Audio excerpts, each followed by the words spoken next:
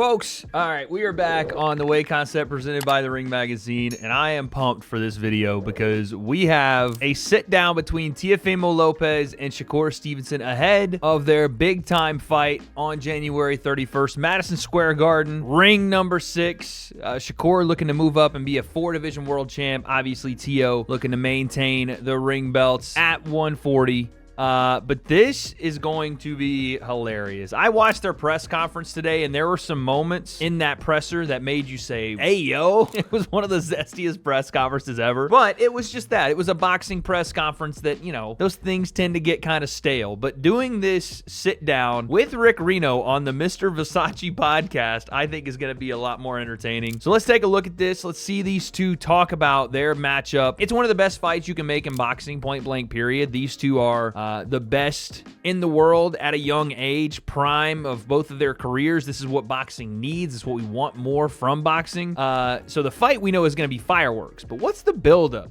going to be like? What's the thing that's going to make us tune in on fight night? For Ryan Garcia, Devin Haney, it was the rivalry and the chaos surrounding. For Tyson Fury and Alexander Usyk, it was undisputed at heavyweight. What's it going to be for this one? Yes, championships are on the line. Yes, it's one of the best fights you can make in boxing. Yes, it's going to be a display of the sweet science, but what else? Is there anything personal? Is there anything that we're going to see come out in these sit-downs? I'm going to take a look. Let's talk about it. The breakdown.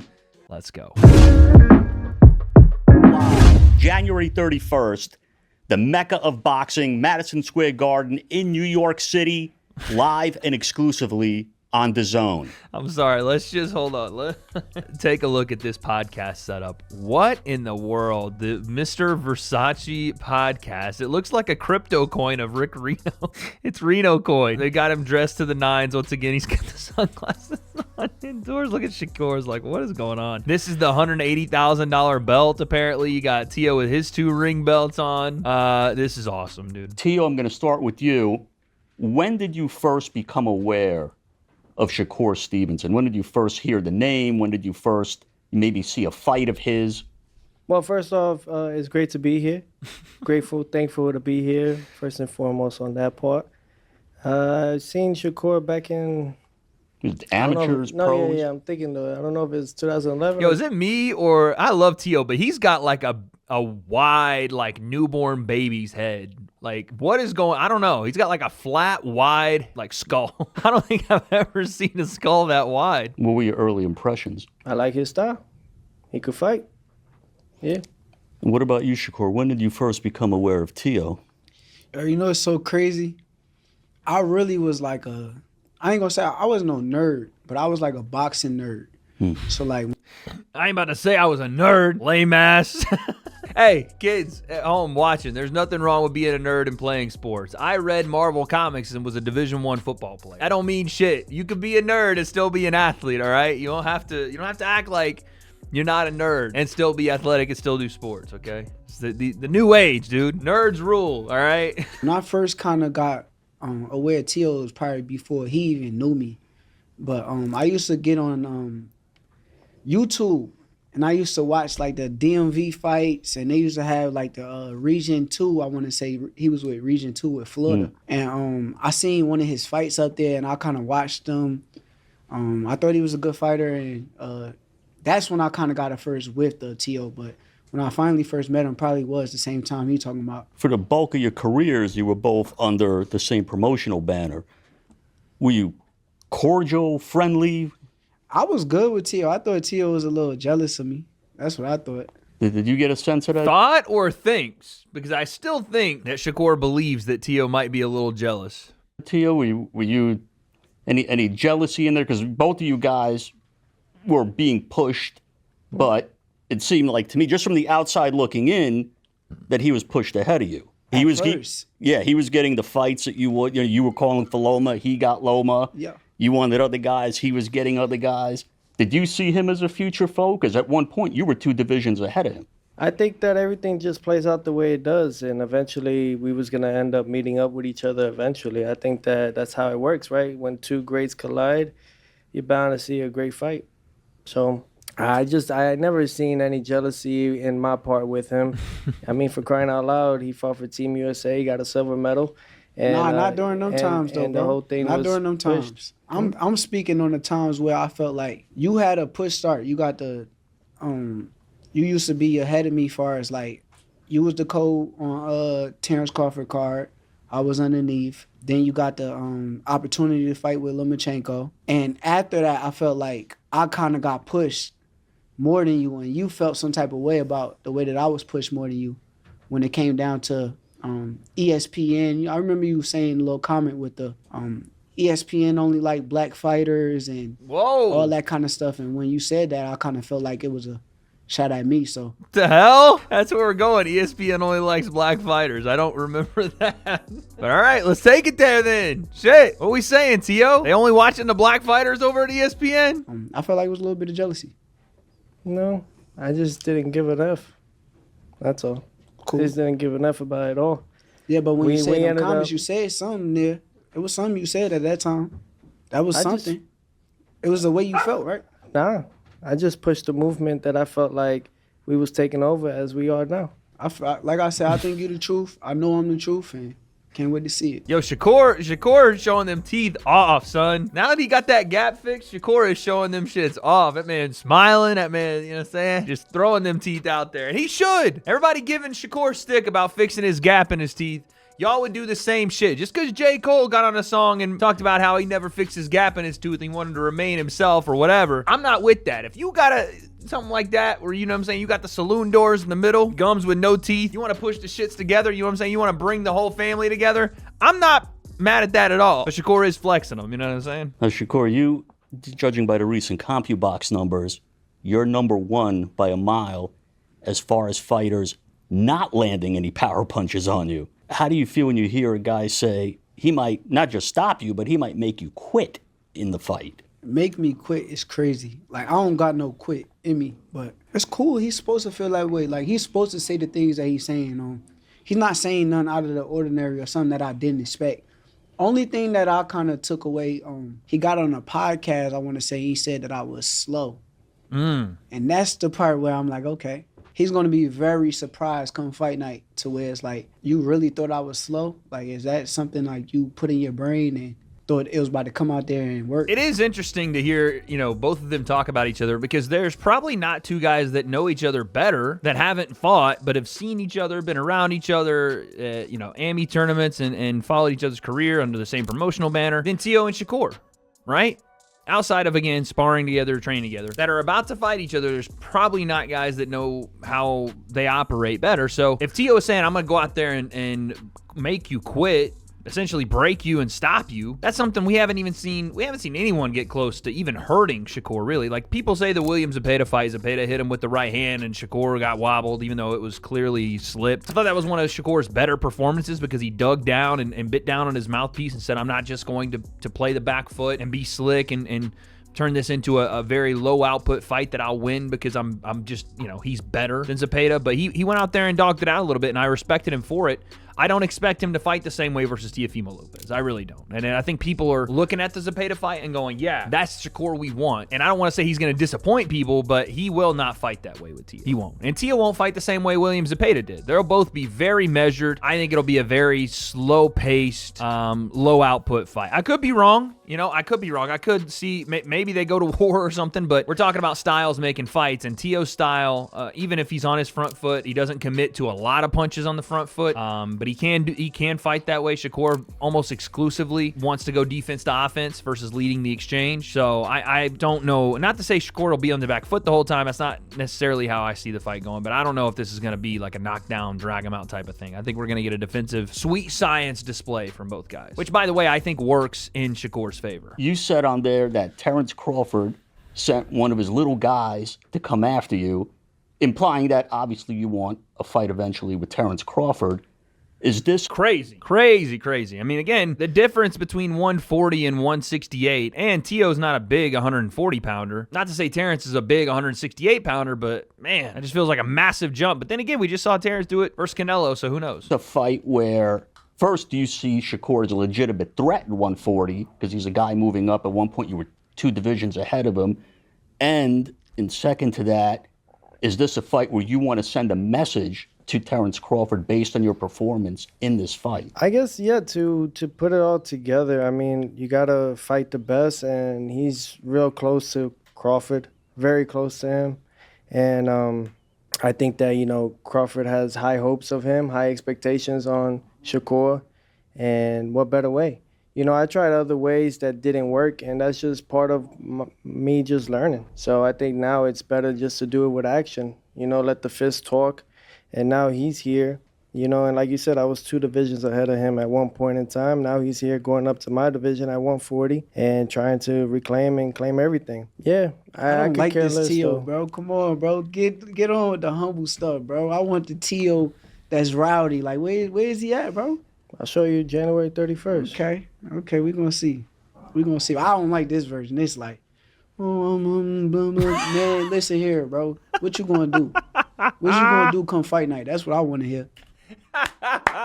Yeah, Shakur, talk to him. It's crazy because this is not how Teo was acting in the press conference today. Just for a little bit of flavor here, you know, because Teo is being a little bit coy, calm, like Shakur said, a little bit humble. But this is how he was in the presser today. Look at this.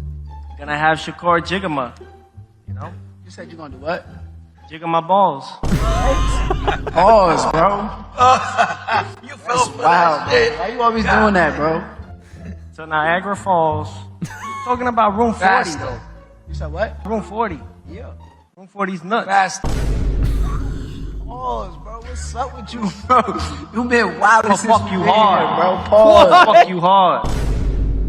Real hard. Man, what do you say to that?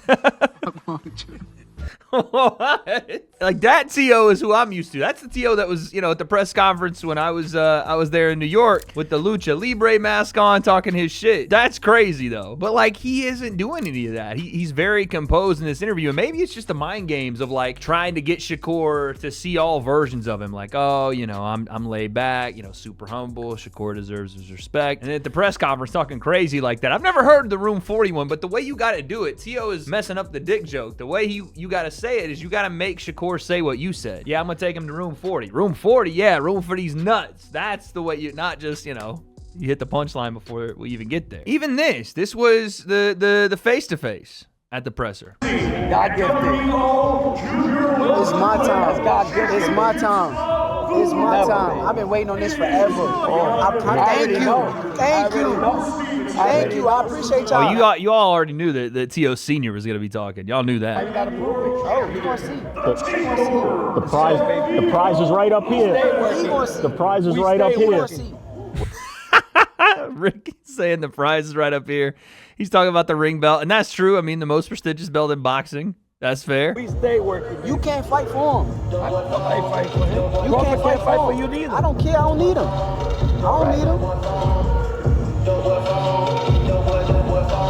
He in trouble.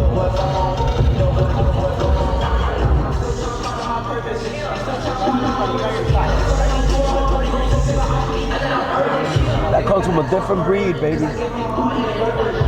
There we go. That's some intensity, but we're not seeing none of that right now, man. We're seeing, and it could just be the environment. You know, everybody's laid back right now. You know, like we're not trying to really be on that type of energy. But I'm waiting for it from Teo. What you gonna do?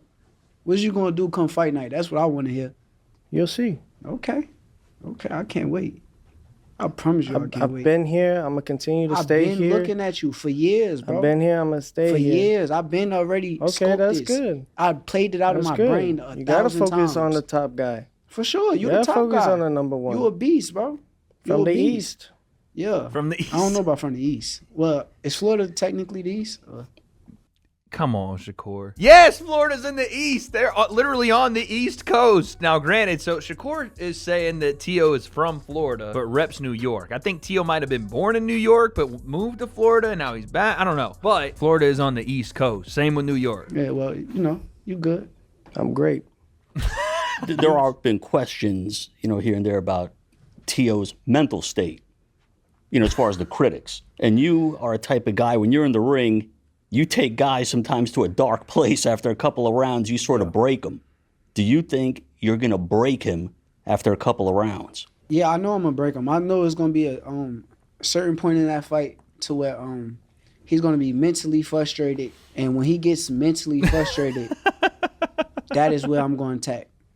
What do you think, Tio? So I was going to say, the way that Rick is making it sound, he's making Shakur sound like a knockout artist or somebody that, you know, is a power puncher that wears you down and eventually just breaks your soul. What he is really, because Shakur is not that. What Shakur is and what he can do is outbox you to a degree where your plan A isn't working, plan B, C, D, E, F, all the way through Z isn't working and won't work, and you have no more answers. And so you are at the mercy of just whatever Shakur wants to do, you're going to have to do to remain in the fight, or you take a chance, and then Shakur can light you up with his hands, right? So that's essentially what, you know, the mental break of guys that fight Shakur, because he's such a frustrating puzzle to master. No one's been able to unlock the code to beat him or to even get close to it as of right now. So that I understand. You have to do to combat his style, because you're a guy who likes to analyze your opponent.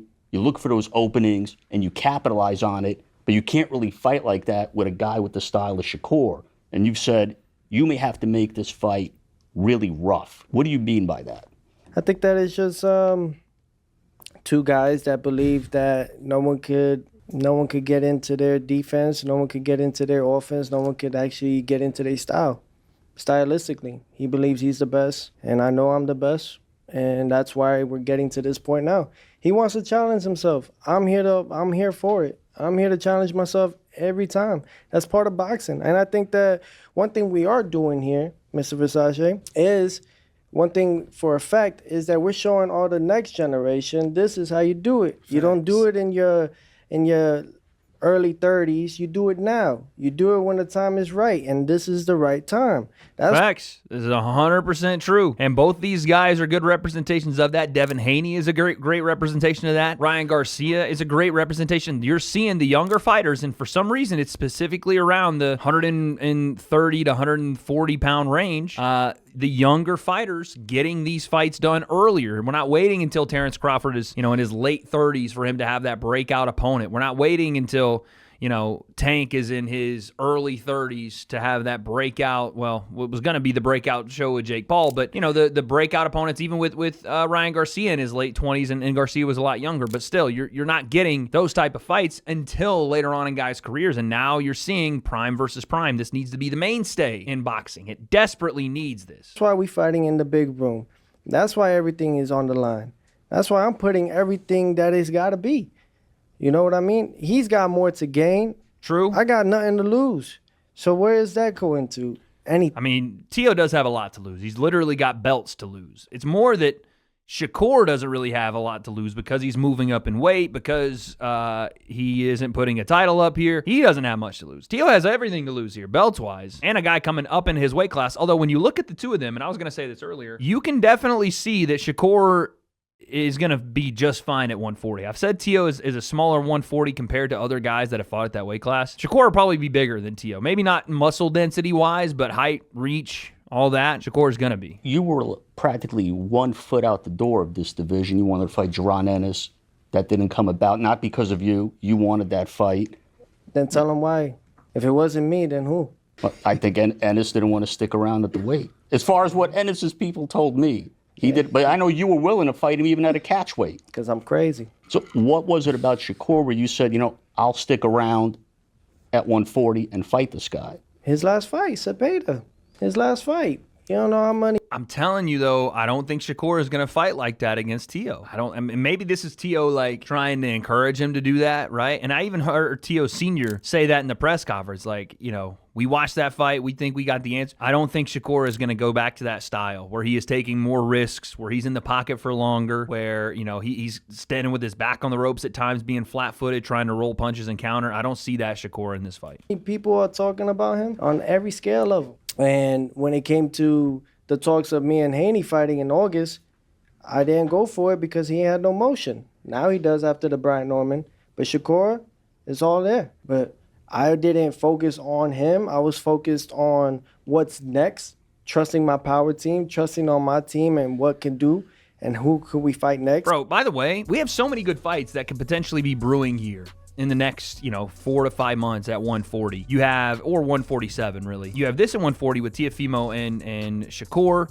Depending on what Tank Davis is doing right now, I don't know if he's going to be fighting in anytime soon, but then Shakur, if he should win this, could go and fight Tank, or maybe even Teofimo could do the same.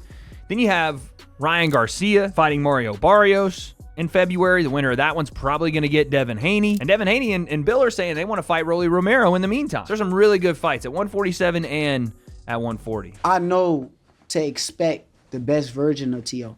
Teo kind of shows up when the guys that you think is going to beat him, that's when he shows up the most. So I'm expecting the best version of him. Expect the best version of me. And I think it's going to be a tremendous fight. Man, this dude is in my way. That's how I look at it. Like, same way he probably feel about me, I feel the same way about him. He's in my way. I'm chasing greatness. But I wasn't in your way. You came up to my weight.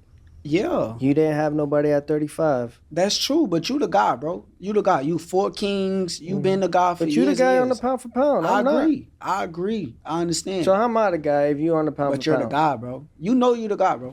I mean, Shakur is the pound for pound because he's a 3-division champ. I know Teo's upset about that because he's also a multi-division champ. But I'm sitting here thinking about something. This has nothing to do with what's being said, but I want to point it out. Shakur is moving up to 140. I keep looking at his hands, and I know this is a bit of a tired, played out discussion, but as the weight gets higher, I wonder if it impacts, because of the way guys can take punches at a higher weight, how will Shakur's hands hold up at 140? Genuinely, I asked that question because it feels like that's been the only thing that's really set him back, outside of, maybe being more defensively aware and less offensive at times. I do wonder, how is it going to look if Shakur's hands can't handle it at 40, right? That's one of the things I worry about because, again, they got the way the guys take punches, bigger dudes. Again, Teo's not the biggest guy at 140. It's just something to keep an eye on. It's an issue that's been persistent with Shakur. But you're in my way. So No. I got to move you out my way.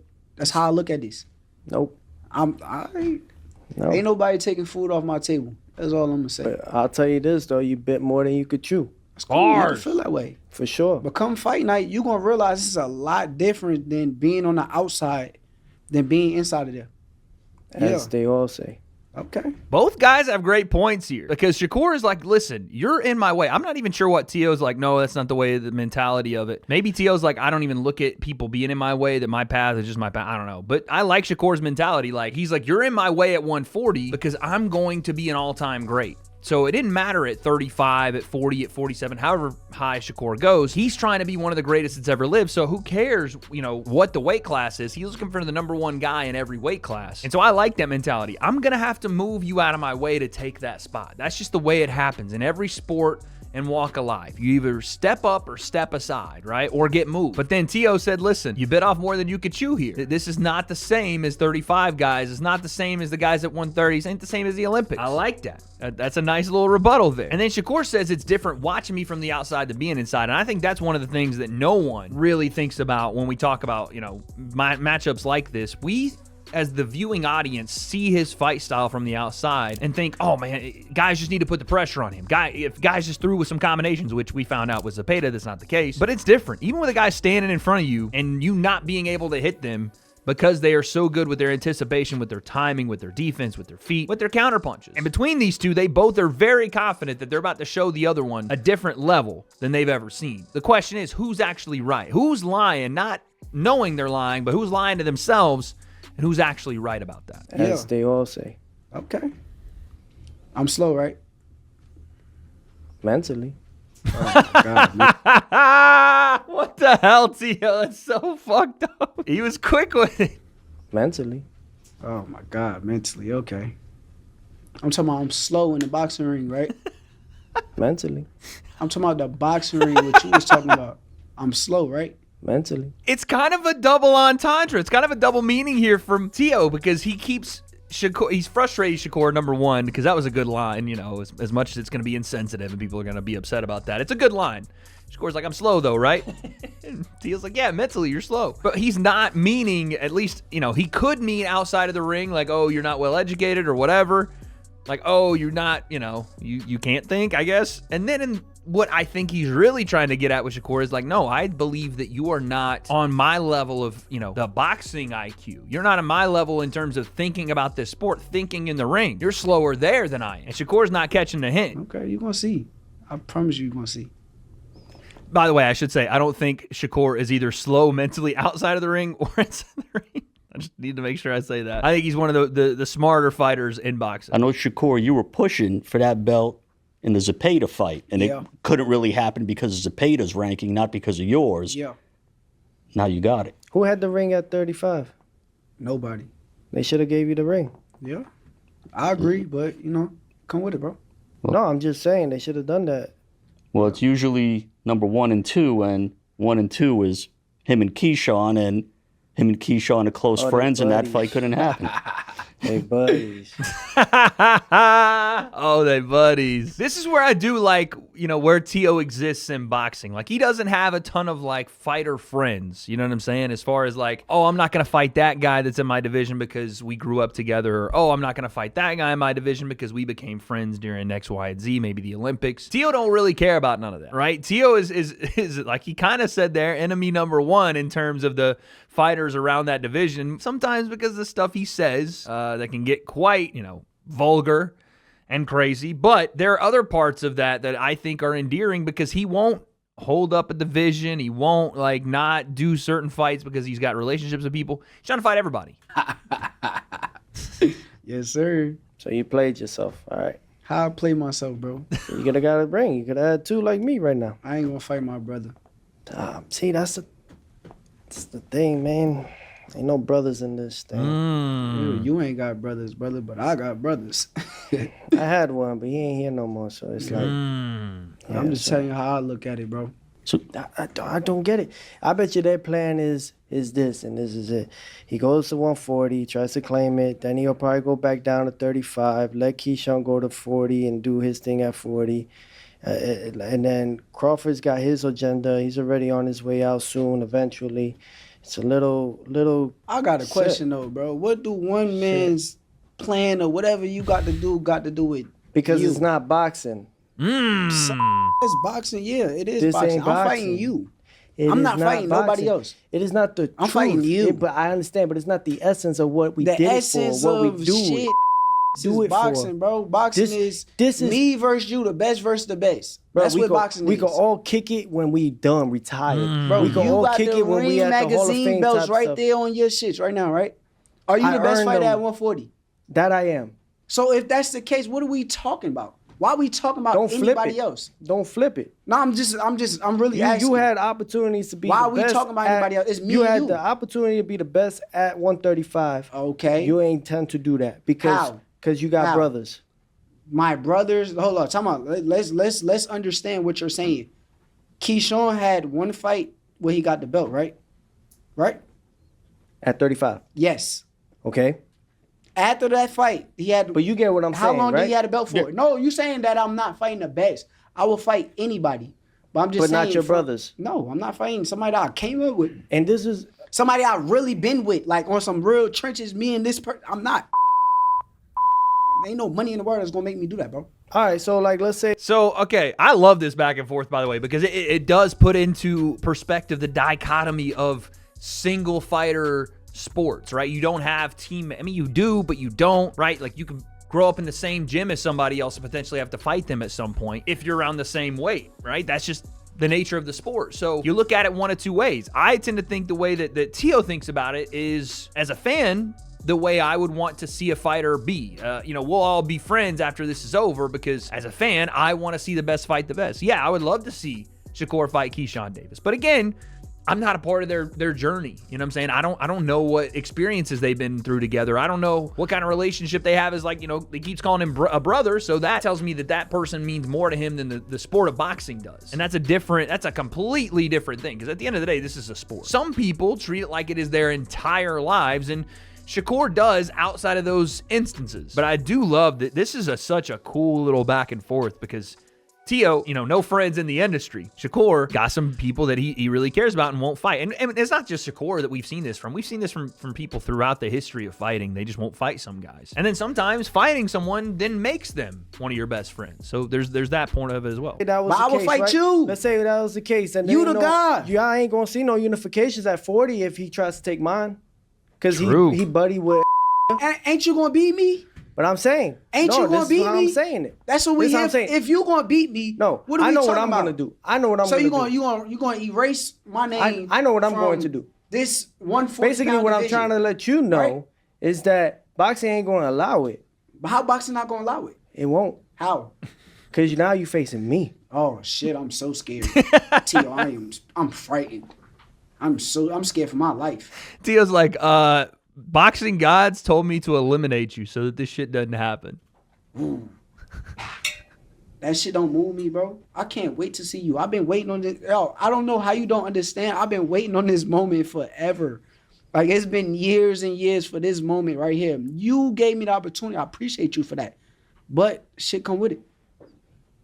Facts. That's the only part of this interview where Shakur, it feels like Tio got under his skin a little bit. When he mentioned the fact that he wouldn't fight everybody on his way to becoming potentially one of the greatest of all time, that he has certain people that he won't fight. That's the only thing I've seen Shakur get a little frustrated by. I'm going to come out victorious. That's how I see it. I don't see nothing else.